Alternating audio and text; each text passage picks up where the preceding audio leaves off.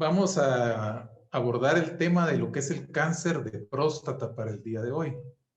Se me pidió que hablara sobre la incidencia del cáncer de próstata en el país, en Guatemala. Son datos estadísticos que vamos a tocar al inicio de la presentación y vamos a platicar también un poco de qué es el cáncer de próstata.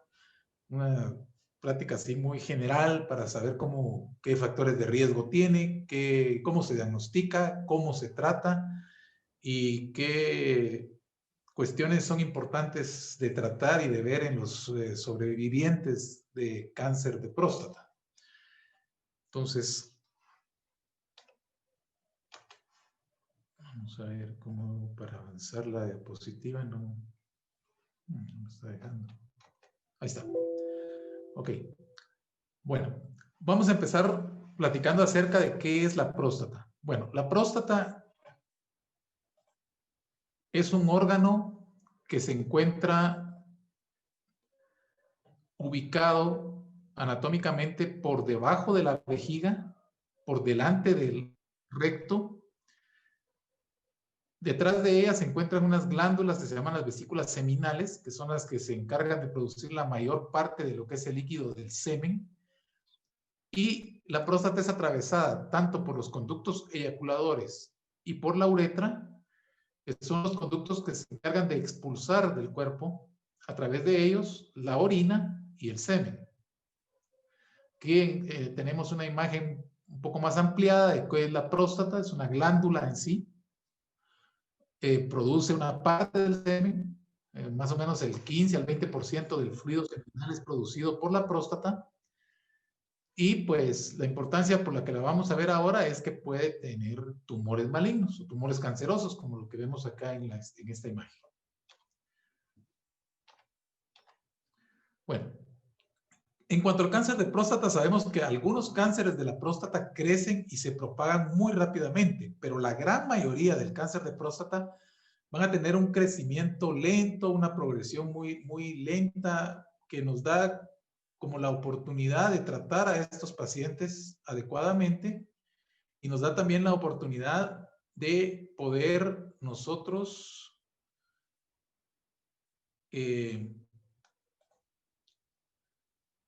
digamos que darles la oportunidad de tener una sobrevida muy buena, como lo vamos a ver en las estadísticas que vamos a presentar a continuación. En estudios que se han hecho en pacientes, en autopsias, muestran que muchos hombres de edad avanzada, incluso algunos hombres jóvenes, pueden morir por otras causas, pero concomitantemente tenían el cáncer de próstata y este cáncer jamás los llegó a afectar en su vida.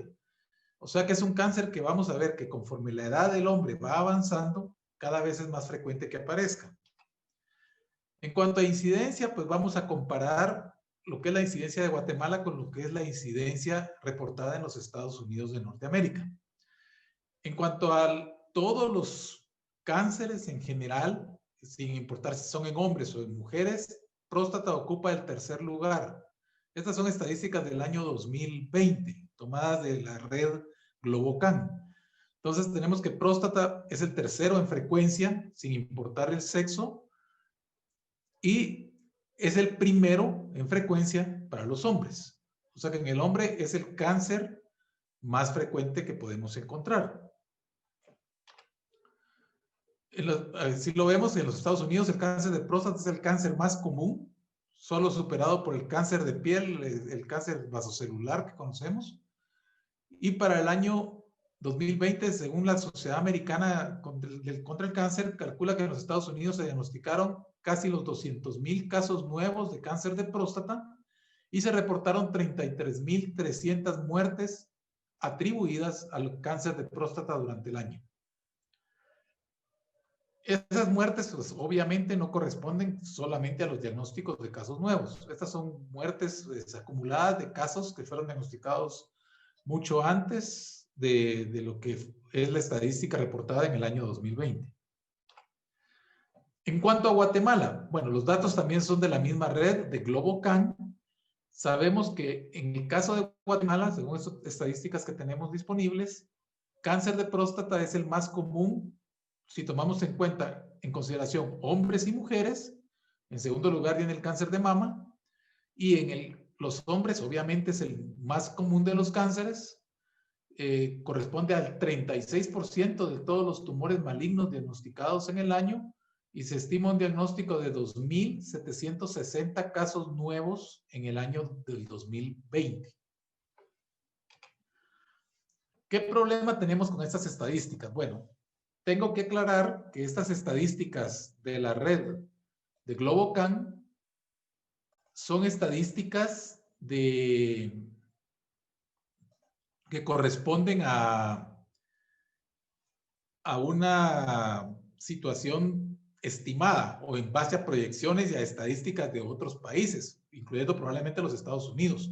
Desafortunadamente en el país no tenemos una red de estadísticas fiables que nos digan exactamente cuáles son todos los casos diagnosticados de cáncer de próstata durante el año. O sea que estos 2.760 casos fueron hechos en base a proyecciones estadísticas, no son reales en sí, no sabemos si realmente fue esa cantidad de diagnósticos nuevos de cáncer o si son más o si son menos. A eso le tenemos que aunar que en este año que fue muy atípico, muchos procedimientos orientados al diagnóstico del cáncer de próstata no se realizaron o se fueron diferidos por la situación de pandemia que nos afectó mundialmente. Lo que sí sabemos del cáncer de próstata es que al menos en la realidad del país, en la realidad de Guatemala, tenemos muy poco diagnóstico en etapas tempranas que podemos considerar curables del cáncer de próstata.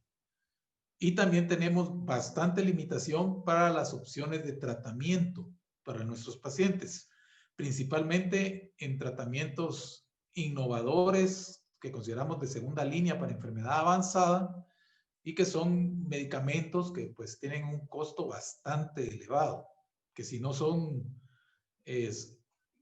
provistos por algún seguro privado fuerte o por la seguridad social, es difícil que el paciente lo pueda sufragar de sus propios medios. Bueno, ¿quién está a riesgo de cáncer de próstata? Esto es en general para toda la población, pero los factores de riesgo para cáncer de próstata, el principal es la edad. O sea, este es un cáncer que va a ser cada vez más frecuente conforme las personas avanzan en años en la vida, ¿sí? O sea, el hombre, entre más edad tenga, más riesgo de padecer cáncer de próstata tiene. También hay un riesgo atribuido a la raza. Personas de raza negra, pues tienen más posibilidades de padecer de cáncer de próstata. Eso comparado a otros grupos raciales. Digamos, la persona de raza negra es la más que se ve con más riesgo, más afectada. Luego vienen los caucásicos o anglosajones. Luego vienen los hispanos y los que menos pues, chances de afectarse de cáncer de próstata tienen son las razas orientales. Más o menos 6 de cada 10 casos que se diagnostican en hombres de cáncer de próstata se van a dar en pacientes que tienen más de 65 años. Ese es el efecto de la edad. Y muy raras veces se presenta en hombres menores de 40 años. Yo diría que es casi imposible ver un cáncer de próstata en alguien que tenga menos de 40 años. Geográficamente también hay mayor riesgo de padecerlo en los Estados Unidos, en Europa del noreste, Australia y países del Caribe. Esto no está muy claro si es por cuestiones raciales o por cuestiones geográficas o incluso de dieta o de ambiente que puedan influir en las personas en esos lugares. También puede ser que se catalogue como más riesgo porque se diagnostica más. O sea, probablemente en Estados Unidos y en Europa y en Australia también, que son países con sistemas de salud muy bien organizados, muy bien estructurados, tienen más posibilidades de hacer diagnóstico temprano que en otros países. También es importante el antecedente familiar del cáncer de próstata, eso en familiares de la primera línea de consanguinidad. Es decir, si el padre o el hermano del paciente tienen diagnóstico de cáncer de próstata, ese paciente tiene un riesgo de hasta 2 o 3 veces más que la población general de padecer cáncer de próstata también. Y no digamos si son portadores de los genes, oncogenes que conocemos como el BRCA1, BRCA2, que fueron descubiertos y más vinculados al cáncer de mama, pero también sabemos que pueden estar presentes en en líneas familiares de pacientes con cáncer de próstata. Los factores ambientales para el cáncer de próstata se consideran de riesgo dudoso, o sea, no se sabe si exactamente, o sea, definitivamente no son factores causales, es decir, no son un causa-efecto, de que si yo tengo esto me va a dar cáncer de próstata, pero sí pueden influir en la posibilidad de desarrollar ese cáncer de próstata cuando se agregan a la edad, al grupo racial y al antecedente familiar, que son los más importantes. Entre esos factores de riesgo dudosos tenemos la dieta, pues dieta de alta en grasas o en alimentos, lo que conocemos como comida chatarra o alimentos procesados. Alto consumo de lácteos también se ha vinculado, de lácteos y derivados, a una posibilidad de que haya más riesgo de que esa persona desarrolle cáncer de próstata. También los pacientes obesos, los fumadores, algunas enfermedades de transmisión sexual como el virus del papiloma humano, pacientes que padecieron en algún momento de su vida de inflamaciones de la próstata, lo que conocemos como prostatitis, y la controversia de que si la vasectomía, pues a los hombres que escogieron a realizarse una vasectomía como método de planificación de familia o de anticoncepción, puedan tener en el futuro un riesgo mayor de cáncer de próstata. Pues aquí la evidencia no es concluyente, pues hay estudios que aparentemente dicen que sí, hay otros que dicen que no, y pues realmente no hay una relación causa-efecto de la vasectomía con cáncer de próstata. Entonces, pues cuando un paciente nos pregunta, nos consulta, mire, si yo me hago la vasectomía, ¿me va a dar cáncer de próstata? Pues no es así, ¿verdad? No es así. Si le va a dar o no le va a dar cáncer de próstata, va a depender de otras circunstancias. En cuanto a la mortalidad por el cáncer de próstata, vimos que es la segunda causa principal de muerte en los hombres en Estados Unidos por cáncer, únicamente superado por el cáncer de pulmón. Digamos, de 41 hombres diagnosticados de cáncer de próstata, morirá uno. O sea que vemos que tampoco es una enfermedad tan mortal. El cáncer de próstata generalmente puede, principalmente cuando es diagnosticado a tiempo, y aún en algunos casos que ya está avanzado, puede llegar a ser una enfermedad grave, pero la mayoría de los hombres que se les diagnostica cáncer de próstata van a morir de otra causa a lo largo de su vida. O sea, pueden permanecer con su cáncer de próstata tratado, controlado y probablemente fallecer de algún evento cardíaco, algún evento vascular o otro motivo, otro tipo de cáncer. Pero generalmente el cáncer de próstata, algunos pacientes sí se va a comportar muy agresivo, pero en la gran mayoría no, ¿verdad? Por ejemplo, en Estados Unidos hay más de 3 millones de hombres que han sido diagnosticados con cáncer de próstata en algún momento y al día de hoy pues, son sobrevivientes del cáncer de próstata, ¿verdad? Se estima una cantidad que no es pequeña, pues de 3 millones de hombres que viven con cáncer de próstata diagnosticado. Bueno, aquí vamos a hablar entonces de lo que son las tasas relativas de supervivencia a 5 años para el cáncer de próstata. Cuando hablamos de cáncer en general, este término de tasa relativa de sobrevida o de supervivencia a 5 años es bastante común, ¿verdad? O sea, médicamente nosotros hablamos de los resultados del tratamiento de cualquier cáncer en base a estas tasas relativas de sobrevida. ¿Y qué es una tasa relativa de supervivencia o sobrevida? Es lo que compara, digamos, a una persona que tiene el mismo tipo y etapa de cáncer de próstata con alguien que no lo tiene, que es la población general. O sea, en resumen, lo que yo estoy viendo ahí es si este cáncer va a llegar a matar a mi paciente, o sea, va a ser mortal o va a ser un peligro para su vida. Y para eso separamos el cáncer de próstata en 3 diferentes escenarios. El cáncer localizado, que significa que ese tumor está en la próstata y no se ha salido de ahí. Regional, que quiere decir que está afectada la próstata y los ganglios linfáticos vecinos a la próstata. Y distante, que esa es ya la enfermedad metastásica, o sea, la enfermedad que ya se fue a otros órganos distintos a la próstata. Entonces vemos que, por ejemplo, para el cáncer localizado y regional, a los 5 años, casi el 100% de los pacientes van a estar vivos. Obviamente con algún tratamiento, pero casi el 100%. Eso que es muy bueno, pues. O sea, nos dice que el cáncer de próstata diagnosticado a tiempo no va a ser un peligro para la vida de nuestros pacientes, al menos en 5 años. Pero si ya lo diagnosticamos con metástasis, ya vemos que es el 30% nada más de los que pueden estar vivos a 5 años. Sin embargo, si combinamos todas las etapas, podemos tener una sobrevida tan buena como del 98%. Esto se ha logrado también porque han mejorado mucho los tratamientos para esta enfermedad, para la enfermedad avanzada o distante o las metástasis, como lo vamos a ver más adelante. Bueno, otra pregunta interesante es si algún día un paciente nos viene y nos pregunta, mire, ¿y realmente se puede prevenir el cáncer de próstata? O sea, ¿yo puedo hacer algo con mi vida para que no me dé cáncer de próstata? ¿Puedo tener esa garantía o ese seguro de hacerlo? Desgraciadamente no. ¿Por qué? Porque los factores de riesgo principales no son modificables, ¿sí? Ya vimos que todo lo que era dieta, obesidad, tabaco, todo lo que es ambiental propiamente, no son los factores principales por los que me va a dar cáncer de próstata. Los factores principales van a ser la edad, mi grupo racial y la herencia que pueda tener yo en base a mis familiares, si tuvieron o no tuvieron el cáncer de próstata.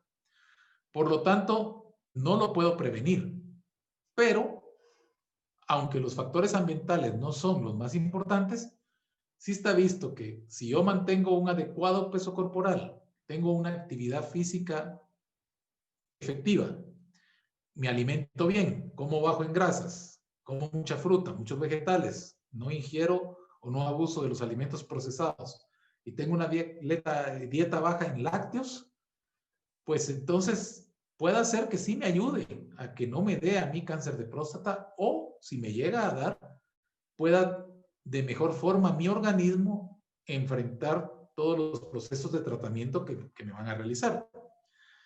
En base a esto de la prevención del cáncer de próstata, siendo una enfermedad tan común, tan frecuente, pues sí se han hecho investigaciones y estudios en base a dar suplementos, por ejemplo, con vitamina E, con selenio. Son estudios bien estructurados que se hicieron en Estados Unidos, en Europa, pero que desafortunadamente no demostraron ninguna ventaja en dar un suplemento de vitamina E o de selenio para efectivamente reducir las posibilidades de cáncer de próstata. Lo mismo sucedió con estos medicamentos que se llaman los inhibidores de la 5-alfa reductasa.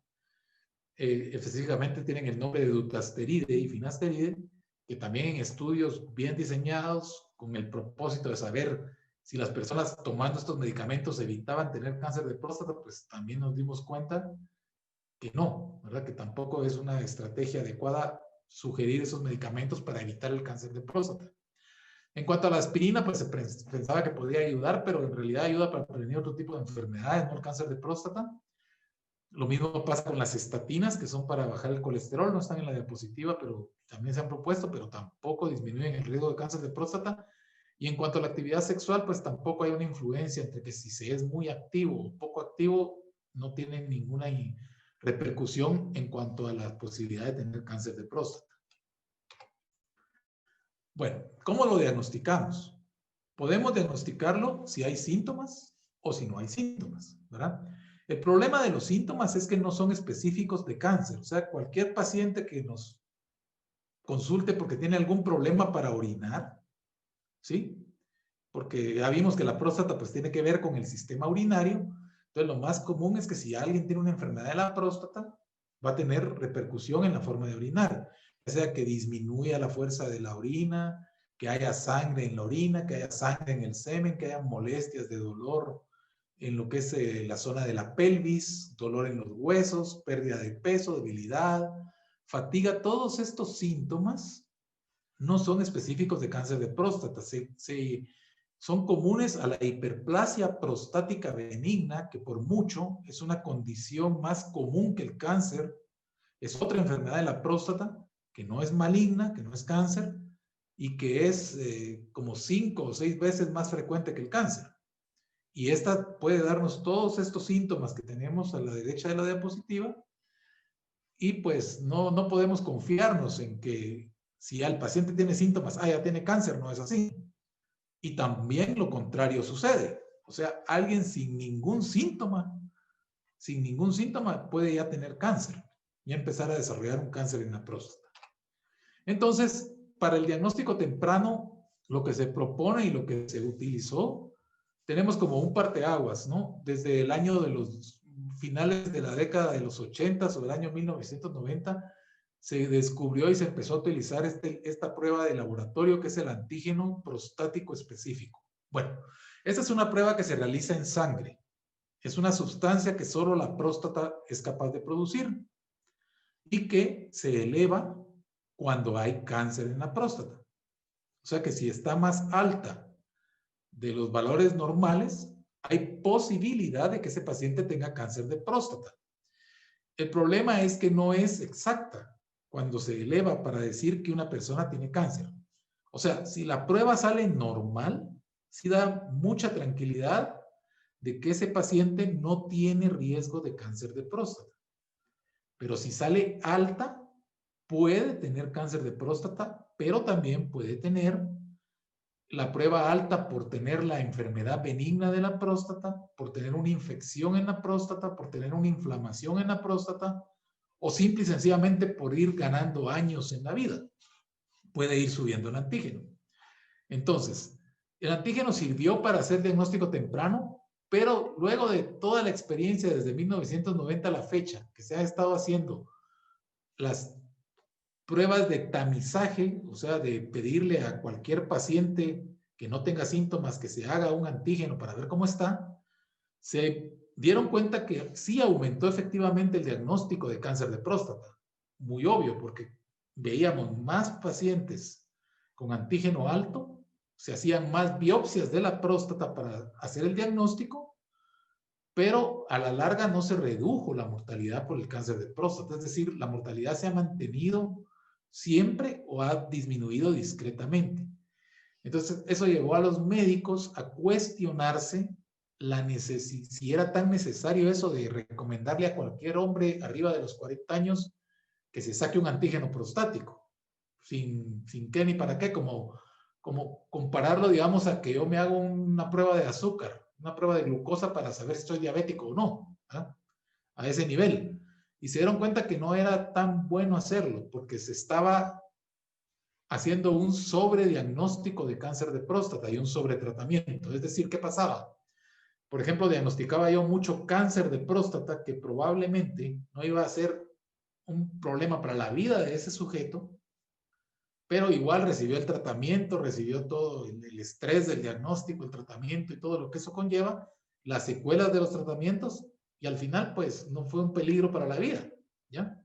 Entonces, el reto actual es poder diagnosticar temprano el cáncer de próstata, pero el cáncer de próstata que consideramos de alto riesgo, como vamos a ver más adelante. ¿A quién se le pide un antígeno prostático específico o se le efectúa un examen rectal de próstata para ver si hay sospecha de cáncer? También uno puede palpar la próstata y en base a lo que es la clínica puede diagnosticarlo. Pues en general las sociedades internacionales urológicas y de cáncer recomiendan. Ya migró la edad de los 40, que era la recomendación antigua, a los 50 años. Es decir, al cumplir 50 años, un paciente que tiene un riesgo promedio de cáncer de próstata, es decir, que no es de raza negra, que no tiene familia con cáncer de próstata diagnosticado y que se espera que viva por lo menos 10 años más. Esto es bien importante, la expectativa de vida de 10 años. ¿Por qué? Porque ya vimos que el cáncer de próstata es un cáncer de progresión lenta. Es decir, si yo le diagnostico el cáncer de próstata a alguien que tiene 80 años, o sea, yo tendría que esperar que llegue a los 90 de vida para poder considerar que ese cáncer de próstata va a ser peligroso para su vida. Y la expectativa de vida promedio, digamos, anda rondando los 73 años ahorita. Entonces, la recomendación es que estas detecciones de cáncer de próstata en pacientes asintomáticos debe de detenerse a los 70 años más o menos, a menos que el paciente pues esté en muy buen estado general de salud y uno espera que va a llegar a los 80, si no tiene otras enfermedades, es seguir con la posibilidad de diagnosticarlo tempranamente. Luego, también esta detección se hace en base a lo que es el examen de sangre, lo que es el antígeno prostático.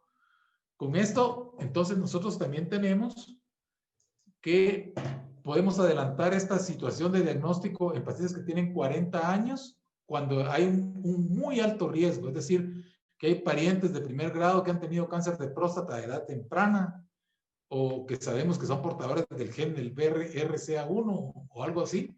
Uno puede hacer los diagnósticos o empezar a tomar los antígenos a la edad de 40 o a los 45 años, cuando pertenecen a los grupos de alto riesgo. Bueno. ¿Cómo hacemos el diagnóstico? Pues ya vimos que el antígeno solito no hace diagnóstico. Entonces, el antígeno lo que hace es escoger a quién se le hace una biopsia. Y la biopsia se hace con un ultrasonido y en base a la imagen que el ultrasonido nos da, se toman muestras de la próstata que se mandan al laboratorio de patología para que confirmen el diagnóstico.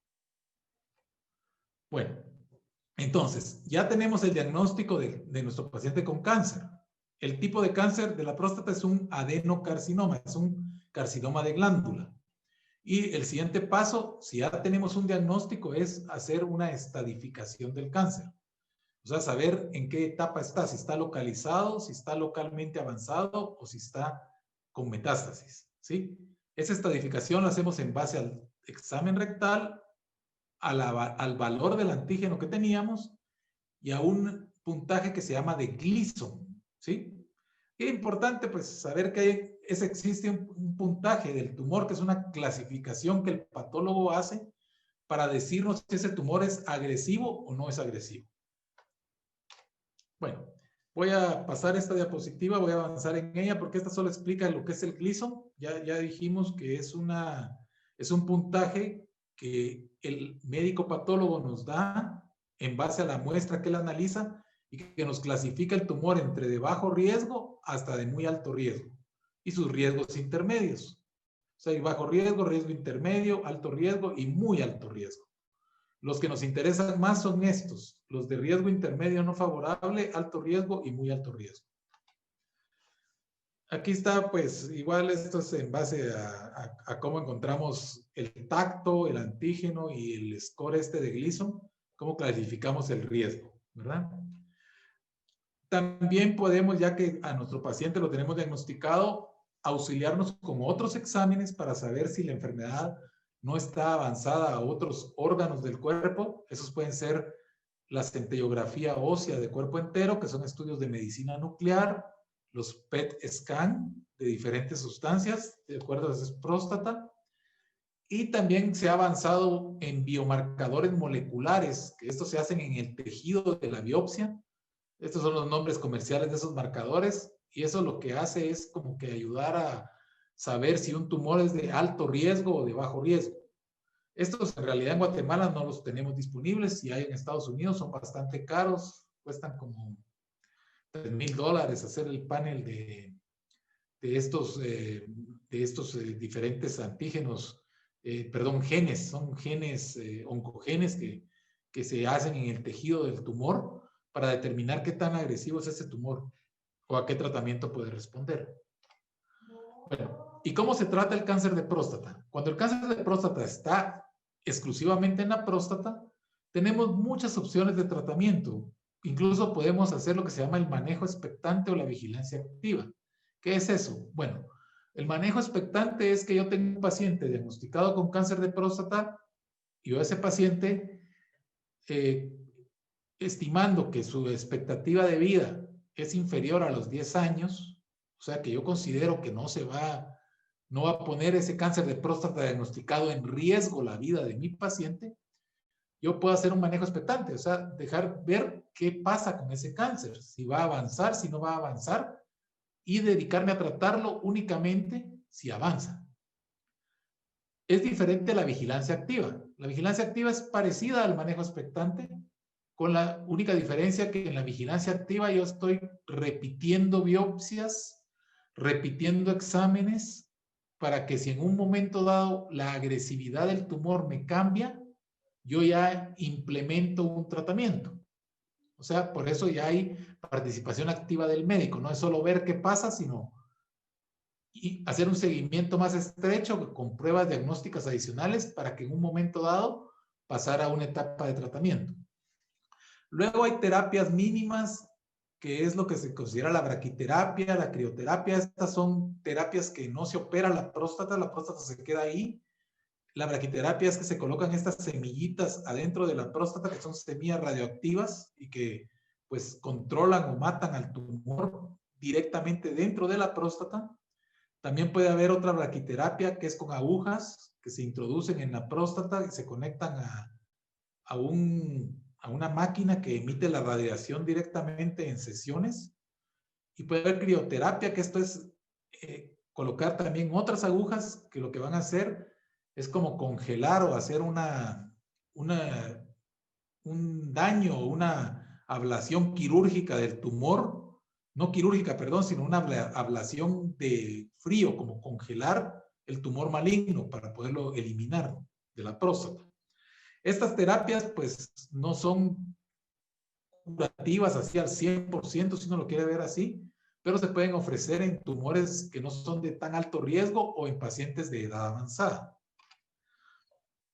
Ya para el paciente que nosotros queremos definitivamente quitarle el cáncer de la próstata, lo podemos hacer con la cirugía, que es la prostatectomía radical, o con radioterapia, si el paciente no se quiere operar o no es candidato a operarse, que es quitar la próstata completa, se le puede también ofrecer radioterapia. Y en la cirugía se ha avanzado incluso al uso como podemos ver aquí en la diapositiva, de robots, ¿verdad? O sea, el robot Da Vinci, que es una forma de cirugía en la cual el paciente está en la mesa quirúrgica, se instala un robot que es el que hace la cirugía, obviamente guiado por el cirujano que está en una consola aparte. Él está viendo aquí toda la imagen interna del cuerpo del paciente y realizando la cirugía a distancia, manejando el robot desde esta consola. Esto es lo más novedoso que hay para operar el cáncer de próstata. Igual en Estados Unidos está muy difundido la cirugía robótica. En Guatemala pues no tenemos robot, no existe todavía esta tecnología. Nosotros seguimos realizando la cirugía de la forma convencional, lo que es quitar la próstata con la cirugía retropúbica abierta. Bueno, ¿qué pasa cuando el cáncer de próstata ya está avanzado? Bueno, ahí tenemos diferentes opciones, desde dar bloqueo de la producción de testosterona, es lo que se llama bloqueo androgénico, es decir, el cáncer de próstata se alimenta de la testosterona, que es la hormona masculina que el cuerpo produce, y entonces eliminando la testosterona del cuerpo, uno puede controlar el crecimiento y el desarrollo del cáncer de próstata. También se puede utilizar la quimioterapia y se pueden utilizar agentes que bloquean la testosterona, que son los de nueva generación, que esos son bloqueadores específicos de los receptores de testosterona en el tumor prostático. Bueno, también hay tratamiento dirigido a las metástasis. El cáncer de próstata tiene predilección en la gran mayoría de casos cuando produce metástasis a los huesos, como podemos ver aquí en estos estudios. Todo lo negro que se ve en estas imágenes son de cáncer, son metástasis.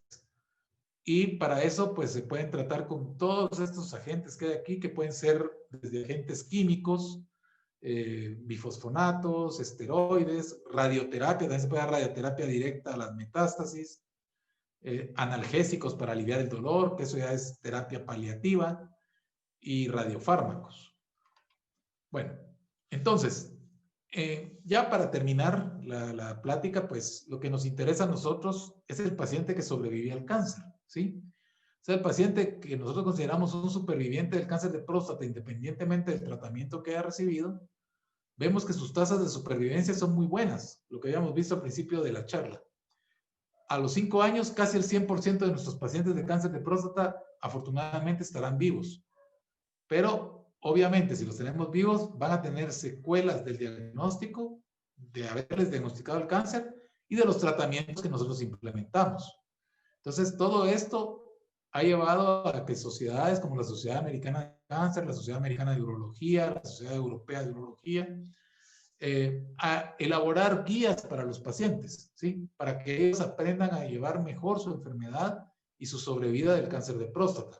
Estas guías deben de incluir promoción general de la salud, un estilo de vida saludable, guías de cómo es la vigilancia del cáncer, cómo es la detección temprana, quién califica como candidato a una detección temprana de cáncer, las cargas físicas y psicosociales que el cáncer nos puede llevar, el diagnóstico, y grupos de apoyo y cómo coordinar la atención y el soporte a estos pacientes con cáncer.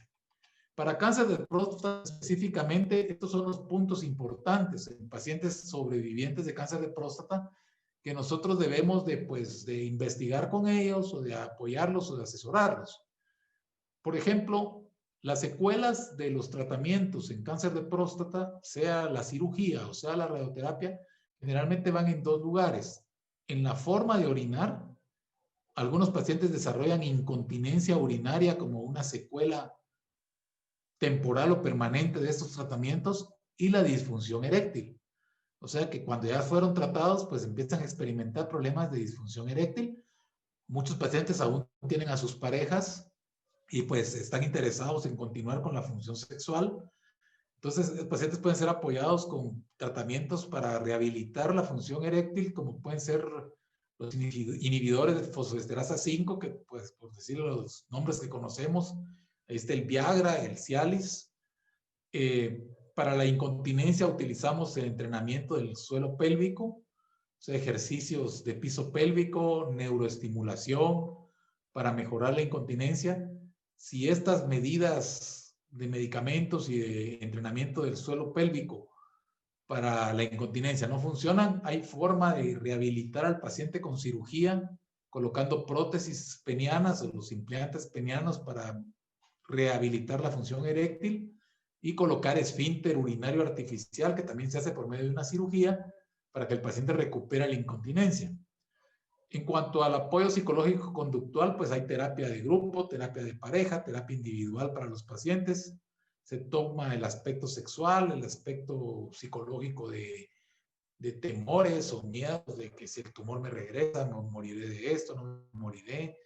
O incluso en pacientes que están en cuidados paliativos, pues el soporte adecuado para que esas etapas finales de la enfermedad se lleven de la mejor forma, y fomentar siempre el estilo de vida saludable, la dieta y el ejercicio. Esto principalmente en los pacientes que tienen tratamiento antihormonal, porque la falta de testosterona puede provocar osteoporosis, puede provocar sarcopenia, la sarcopenia es debilidad muscular, cansancio, depresión. Entonces todo eso debe de ser también considerado en fomentar un estilo de vida saludable que incluya una buena dieta, suplementos con calcio, con vitamina D, el ejercicio, que el paciente se mantenga activo en la medida de lo posible. Y pues eso es en general lo que tenemos que cuidar en los pacientes con cáncer de próstata. Bueno, y aquí es mi última diapositiva. Pues estamos... No sé si tenemos chance para algunas preguntas o algo, Nancy. Muchas gracias, doctor. Bueno, primero que nada, queremos agradecerle por tan excelente charla, muy educativa. Estoy segura que muchos hemos aprendido términos nuevos, métodos en cuestión de cáncer de próstata. Muchas gracias. Tengo aquí un par de preguntas. Dice, por ejemplo, Vilma nos pregunta, cuando tienen próstata inflamada o agrandada, ¿pueden fecundar bebés o se atrofian los espermatozoides? No. O sea, no tiene ninguna influencia en eso. La próstata agrandada o inflamada, o lo que conocemos como hiperplasia prostática benigna, no tiene ninguna repercusión en el potencial de fertilidad del varón, ¿verdad? O sea que lo que sí puede afectar es, digamos, el tratamiento. O sea, si el paciente fue operado de la próstata, aunque no haya sido por cáncer, sino por una enfermedad benigna, o está tomando algunos medicamentos para la próstata, ellos pueden interferir en la eyaculación. Entonces, esos pacientes sí pueden tener problemas en que ya no hay una eyaculación suficiente para poder fecundar a la pareja. O sea que sí pueden tener problemas por secuelas de los tratamientos. Ahora, por la enfermedad en sí, sin ningún tratamiento, no afecta en el potencial reproductor de la persona. Gracias, doctor. Otra pregunta que tengo yo es, por ejemplo, en Guatemala, eh, imagino yo que muchos varones, no solo en Guatemala, pero en general, muchos varones evitan ir a chequearse o tener un examen rectal, ¿verdad? ¿Cuál ha sido su experiencia? Y cuando esos varones deciden no tener este examen, ¿a qué otra opción recurren ustedes? Mire, con esto se recuerda que cuando hablamos del antígeno prostático decíamos que es muy bueno cuando sale normal, ¿ya? O sea que si yo tengo, por ejemplo, una persona que se tomó la prueba del antígeno, está lo suficientemente bajo como para darnos la tranquilidad de que no tiene cáncer de próstata y no tiene síntomas, pues básicamente con esa persona es suficiente con su prueba de antígeno y no tenemos que hacerle el examen rectal, el famoso tacto, que es a lo que muchas veces pues los hombres por pudor, por falso machismo, por, no sé, simplemente no lo consideran cómodo o agradable, porque definitivamente no lo es, pues, pero rehuyen a la necesidad de hacerse el examen. Entonces el antígeno no vino a reemplazar lo que es el examen rectal, lo vino a complementar, pero en ciertos pacientes sí puede evitarse uno la necesidad de hacerles el tacto rectal, ¿verdad? Ahora, si el paciente tiene síntomas, si el paciente tiene el antígeno alto, entonces uno sí tiene la obligación como médico de hacer la exploración, ¿verdad? Eh, siempre va a haber de todo, ¿no? O sea, hay gente que no lo quiere hacer, que está reacia a hacerlo. Hay gente que no tiene ninguna, pues, ningún problema en que se les examine, ¿verdad? De Lo que acuerdo. nosotros hacemos es que siempre, pues, si hay necesidad de examinar al paciente cuando uno ya lo tiene en clínica o en la evaluación, uno le explica, pues, por qué hay que hacer el examen. Y obviamente, si el paciente dice, mire, yo no quiero que me lo haga, pues no se le hace, ¿verdad? O sea, se respeta ese derecho que él puede tener. De acuerdo. Maritza, no sé si vas a hacer alguna pregunta. Vi que abriste el micrófono. Sí, una pregunta. Muchas gracias, doctor Lezana, muy interesante. Una pregunta, en Guatemala, cuando un hombre tiene cáncer de la próstata y tiene la opción de cirugía versus radioterapia, ¿qué es lo más común? ¿Ustedes hacen cirugía o radioterapia? Aquí en Estados Unidos es diferente, claro. Tenemos una clínica multidisciplinaria donde tenemos al oncólogo de radiación y tenemos al urólogo o cirujano. Y entonces se le da la opción al paciente, radiación o cirugía. ¿Cómo es el proceso en Guatemala? Mire, acá nosotros, pues generalmente, yo le diría que el 100% del diagnóstico de cáncer de próstata lo hacemos los urólogos, ¿no? Por medio de las biopsias. O sea, los que hacemos biopsia de próstata somos los urólogos. Entonces, generalmente es el urólogo el que diagnostica y el que, pues, le ofrece las alternativas de tratamiento y toma la decisión en común con el paciente de qué tratamiento hacer. Definitivamente nosotros no es que porque seamos nosotros los que estamos tomando la decisión del tratamiento que haya un sesgo, digamos, a más cirugía y menos radioterapia, porque es lo que yo hago, ¿verdad? No es así, sino lo que nosotros hacemos es que depende del caso. Digamos, si sabemos que este paciente tiene beneficios iguales con cirugía y con radioterapia, es decir, que las tasas de supervivencia van a ser las mismas para ese caso específicamente, nosotros le explicamos al paciente los pro y los contra de cada uno de los tratamientos. Y al final es el paciente el que decide.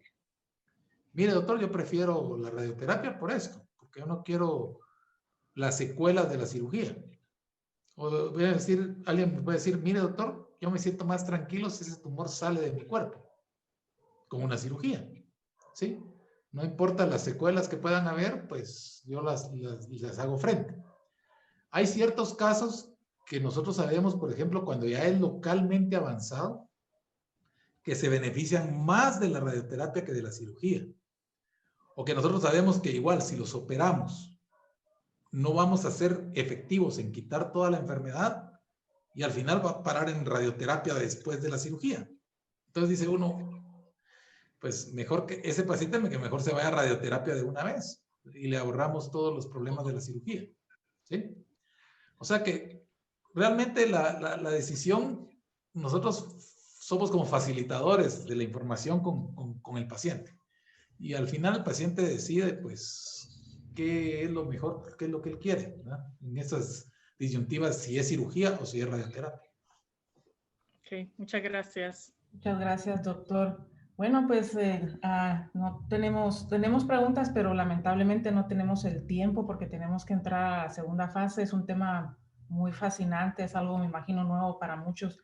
Quizás tendríamos que invitarlo para que hablara una hora entera del tema. Pero le agradecemos, doctor, de verdad, le agradezco a la doctora Chacón, quien fue quien nos conectó con usted y esperamos seguir trabajando en un futuro, si fuera posible, de nuevo con usted. Muchas gracias en nombre de Navegación de Pacientes Internacional y en nombre de los navegadores. Le agradecemos, doctor. A ustedes, muchas gracias por la invitación que me hicieron para pues, compartirles esta información y con mucho gusto cuando usted quiera que hablemos de este mismo tema o de algún otro tema relacionado a un cáncer urológico, pues lo podemos hacer. Muchas gracias, doctor. Que tenga buena noche y me saluda la doctora Chacón, que creo que anda por aquí también en el chat, pero le agradezco mucho. Gracias, Claro. doctor. Feliz noche. Gracias. Bueno, buenas noches. Gracias. Gracias.